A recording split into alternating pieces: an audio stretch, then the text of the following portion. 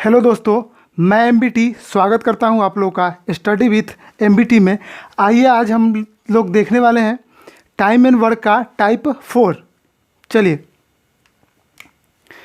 पहला क्वेश्चन है हमारा, 5 महिलाएं एक काम को 36 दिनों में कर सकती है। यदि एक आदमी और एक महिला के कार्य करने की क्षमता 1:3 है तो उसी काम को समाप्त करने में 5 आदमी कितने दिन लेंगे। देखिए दोस्तों, ध्यान से सॉल्यूशन करते हैं इसका हम लोग।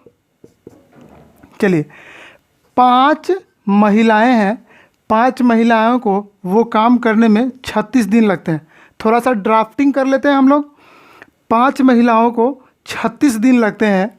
और दूसरा स्टेटमेंट है, यदि एक आदमी और एक महिला के कार्य करने की क्षमता 3:1 है, मतलब मैन अनुपात वोमेन, इसका वैल्यू दिया हुआ है कितना, 3:1। किसका वैल्यू दिया हुआ है, ये दिया हुआ है क्षमता का अनुपात।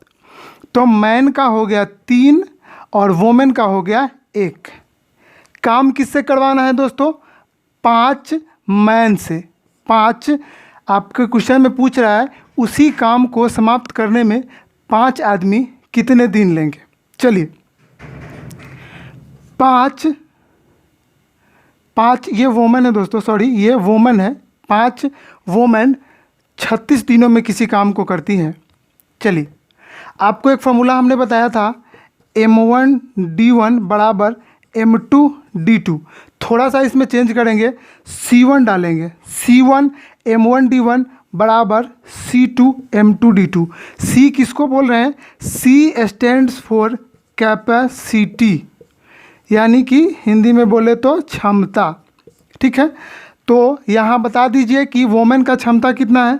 तो वोमेन का क्षमता है 1 और वहीं मैन का क्षमता है 3। ठीक है, चलिए फॉर्मूला है आपके पास, देख लेते हैं।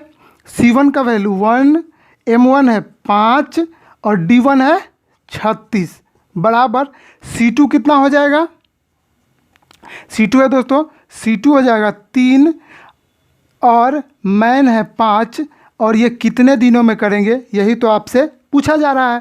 चलिए कटा दीजिए, ये 5 से ये 5 कट गया और ये 3 से 12, मतलब D2 आपका निकल गया 12 दिन। और यही तो आपसे पूछा जा रहा था। कुछ चीज़ आपको बता देते हैं दोस्तों, ठीक है। हमने आपसे वादा किया था कि 15 दिसंबर तक हम आपको CBT1 का जो डेट है 15 दिसंबर, उससे पहले आपका मैथ हम पूरी तरीके से आपके सिलेबस को कवर करेंगे। ठीक है, दूसरा पॉइंट हमने आपसे बोला था कि आप एक क्वेश्चन बैंक कहीं से ले लीजिए। मुझे नहीं पता आप कहाँ से लेंगे, लेकिन कहीं से भी हो आप एक जुगाड़ करें और क्वेश्चन बैंक NTPC का लाएं।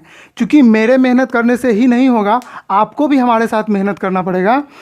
तो इसलिए आप NTPC का क्वेश्चन बैंक कहीं से जुगाड़ करें। और जो टाइप हम पढ़ाते हैं, अभी टाइम एंड वर्क चल रहा है, तो क्वेश्चन बैंक के एक एक क्वेश्चन को आप बना डालिए। 4 टाइप का हमने पढ़ा दिया है, आगे भी इसी तरीके से आते रहेगा। तो क्वेश्चन बैंक आप NTPC का एग्ज़ाम कंडक्ट हुआ था 2016-17 में। तो उस साल का पिछला बार जो हुआ था 2016-17 में, तो ये 2016-17 के NTPC एग्ज़ाम का क्वेश्चन बैंक आप लोग ले आए। अच्छा, एक मोटिवेशनल चीज़ सुन लीजिए कि इस दुनिया में if you don't yourself then nobody in the world can help you. ये बात कि अगर आप अपने आप की मदद नहीं करेंगे तो दुनिया में आपका कोई हेल्प नहीं कर सकता। ये बात जिस दिन आपको समझ में आ जाएगी, आप सफलता के आधे रास्ते तो उसी दिन तय कर लें। Next question number 2। 15 व्यक्ति एक काम को 30 दिनों में कर सकते हैं। 15 व्यक्ति एक काम को 30 दिनों में कर सकते हैं। 2 गुनी क्षमता वाले 30 व्यक्ति उसी काम को कितने दिनों में करेंगे। देखिए, 15 मैन हैं जो किसी काम को 30 दिनों में करते हैं। ठीक है, 15 आदमी हैं जो किसी काम को 30 दिनों में कर सकते हैं। 2 गुनी क्षमता वाले 30 व्यक्ति, ठीक है, 30 व्यक्ति इनका क्षमता है 2 गुना, ठीक है। तो आप क्षमता भी लिख लीजिए कि इन भाई साहब का क्षमता है 2 गुना, किनके अपेक्षा, इनके अपेक्षा। तो इनका क्षमता कितना हो जाएगा, 1, तब तो उनका 2 गुना हुआ। चलिए अब आपको जो फॉर्मूला हमने बताया है वो लगा दीजिए। C1M1D1 बराबर C2M2D2।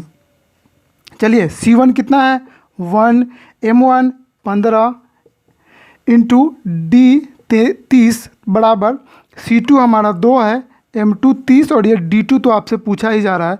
E30 से E30 कैंसिल और 2 से काटिएगा 15/2, तो ये हमारा D2 निकल गया।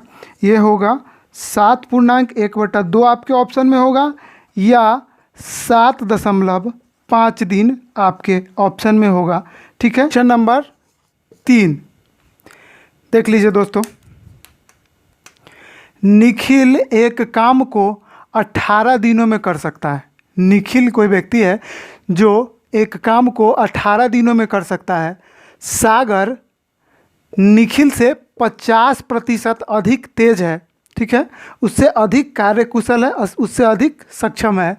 तो उसी काम को करने के लिए निखिल सागर से कितना अधिक समय लेगा। चलिए दोस्तों देखते हैं इसको। निखिल है और एक है सागर, ठीक है। चलिए क्षमता पहले देख लें इसका, चलिए देख लेते हैं क्षमता। कह रहा है कि सागर निखिल से 50% अधिक तेज है।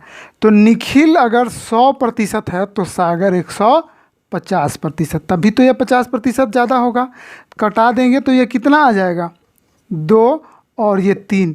ये हमारा निकल गया निखिल और सागर का क्षमता। चलिए निखिल और सागर का क्षमता जब निकल गया तो निखिल एक काम को 18 दिनों में कर, तो आपसे पूछा जा रहा है कि निखिल सागर से कितना अधिक समय लेता है। चलिए पहले सागर का निकाल लें फिर कंपेयर कर लेंगे। चलिए फार्मूला आपके पास है C1M1D1 बराबर C2M2D2, ये फार्मूला लगाना है। चलिए बताइए, निखिल का क्षमता 2, निखिल अकेले हैं कितना दिन में, 18 दिनों में। उसी तरीके से सागर का लिख लेते हैं, क्षमता 3, सागर भी अकेले हैं और वो कितने दिनों में करेगा ये तो पूछा ही जा रहा है। चलिए 3 से कटाइए 6 और D2 हमारा निकल गया 12, अर्थात सागर उस काम को 12 दिनों में करते हैं। और आपका पहला ही ऑप्शन है 12, तो 12 आप नहीं लगाएं, देखें ध्यान से क्वेश्चन को पढ़ें। नाला राजा पुल का नाला आप लोगों ने देखा है, ऊपर से लगेगा कि सॉलिड है लेकिन वो सॉलिड है नहीं। तो उसी तरीके से 12 आया और 12 लगा के निकल नहीं जाना है, क्वेश्चन को देखना है ध्यान से। निखिल सागर से कितना अधिक समय लेता है, तो निखिल सागर से कितना अधिक समय ले रहा है दोस्तों, ये 12 या 18, तो 6 दिन अधिक ले रहा है। तो यही तो आपका answer. Next question, question number 4 है हमारा। देखिए दोस्तों 4 क्वेश्चन नंबर बोल रहा है ए बी से 3 गुना अधिक सक्षम है, तो ए तथा बी द्वारा एक काम को पूरा करने के लिए दिए गए दिनों का अनुपात है। दिए गए दिनों का अनुपात इनमें से कौन होगा। चलिए देखिए दोस्तों, ये क्वेश्चन हल करने से पहले 2 पॉइंट है जो हम आपको समझाना चाह रहे हैं। देखिए समझिएगा, अगर ये ए है और ये बी है, आपसे बोला जा रहा है ए बी से 3 गुना कार्यकुशल है। ए जो है वो बी से 3 गुना कार्यकुशल है। आप 1 और ये यहाँ पे 3, या हम लोग परसेंटेज किससे बनाते हैं, तो ये हो गया 100% और ये 3 गुना अधिक है तो ये 300%, ठीक है। दूसरा आपसे ये बोल रहा है कि ए बी से 3 गुना अधिक सक्षम है या 3 गुना अधिक कार्यकुशल है, तो ये 100 हो गया और 3 गुना अधिक इसका कितना होगा, 400। बस यही पॉइंट समझना है दोस्तों, ठीक है। आइए सॉल्यूशन इसका देखते हैं। ए है और ये है बी, तो कह रहा है ए बी से 3 गुना अधिक सक्षम है, तो ए बी हो गया 100%, तो ए हो गया 400%। तब तो 300 अधिक हुआ, 300 3 गुना अधिक हुआ। चलिए, ये हमारा है क्षमता। काट दीजिए इसको, 1 और 4 का अनुपात। चलिए, अब आपसे पूछा जा रहा है कि काम को पूरा करने के लिए दिए गए दिनों का अनुपात। आपके पास क्षमता का अनुपात दिया हुआ है, याद रखिएगा मेरा ये बात। अगर आपको दिन चाहिए, क्षमता को पलट दीजिए, ठीक है। तो दिन का अनुपात निकल जाएगा 1:4, जो कि है आपका आंसर सी में, सी नहीं सॉरी डी में है। चलिए, ठीक है।